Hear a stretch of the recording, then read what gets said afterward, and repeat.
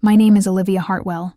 I am 29 years old, and I smiled at my own birthday party knowing exactly what my stepfather was planning to do that night. He stood across the room like everything was already his.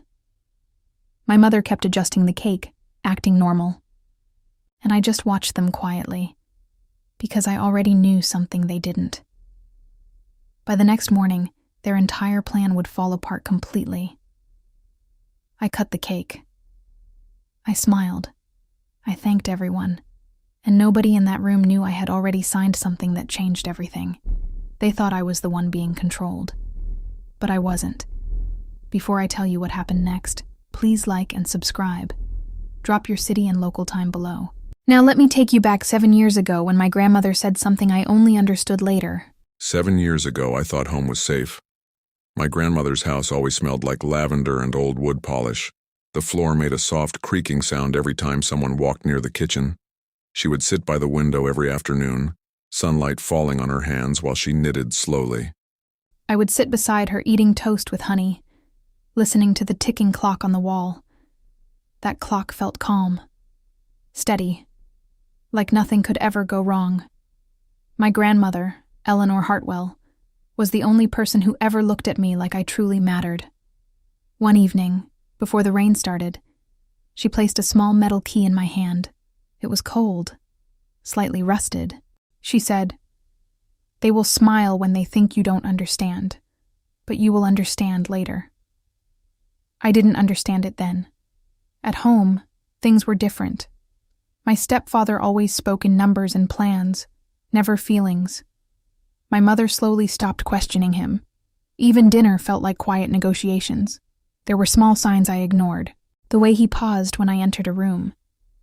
The way my mother looked at him before answering me. But I didn't see the truth yet. The day my grandmother got sick, everything changed. The smell of medicine replaced lavender in her room. One evening, I stood near her door and heard my stepfather on a phone call. His voice was calm, controlled. He said, "After she passes, the property alone. Then, Olivia won't understand the paperwork anyway." I froze. They weren't sad. They were planning. From that moment, I stopped reacting and started observing. At the funeral, I watched everything quietly. Fake sympathy, forced smiles. Quiet deals hidden inside grief. That's when I understood something clearly. I was invisible to them, and invisibility could be used. 2 weeks later, I found the key again inside my grandmother's old book. There was a letter. Short, clear. "If you are reading this, they have already started counting what isn't theirs." There was an address. I went there the next day. A lawyer opened a file without asking many questions. Then he said, "Your grandmother already prepared for this." Inside the file was everything. A protected trust, legal blocks, a full plan already in place. Everything my stepfather wanted, already stopped, before it even started.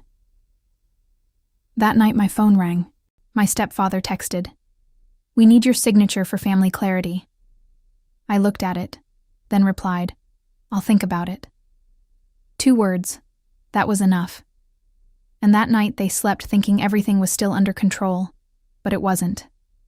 The lawyer explained everything slowly. "They will try emotional pressure," he said. And they did. My mother came to me. "Just sign it. It's for family peace." I nodded. "I'll think about it." She believed I would, but I was only watching now. That night I sat in my grandmother's chair, and I almost broke. I thought, I wish this were different. I wish my mother had been the kind of mother who chose me instead of convenience. I wish my stepfather had ever seen me as a person. But wishes don't hold up. Truth does. And I chose truth. At my birthday party, everything looked perfect. Lights, cake, smiles. My stepfather pulled me aside. "We need your signature tonight," he said. I looked at him. "I'll think about it." He smiled. He thought he had already won. But he didn't know the truth. The trust had already been activated. Their plan was already finished. My phone buzzed. The lawyer messaged, "It's done." I smiled softly and walked back into the party. My grandmother used to say, "People show you who they are when they think you cannot leave." I thought she meant patience. She meant timing. My stepfather lost everything he planned to take. My mother stayed silent after that. The lawyer told me one thing. You were never unprotected. As for me, I still have the key. Every time I hear a clock ticking, I remember her. If you've ever had to stay silent to protect yourself, tell me in the comments.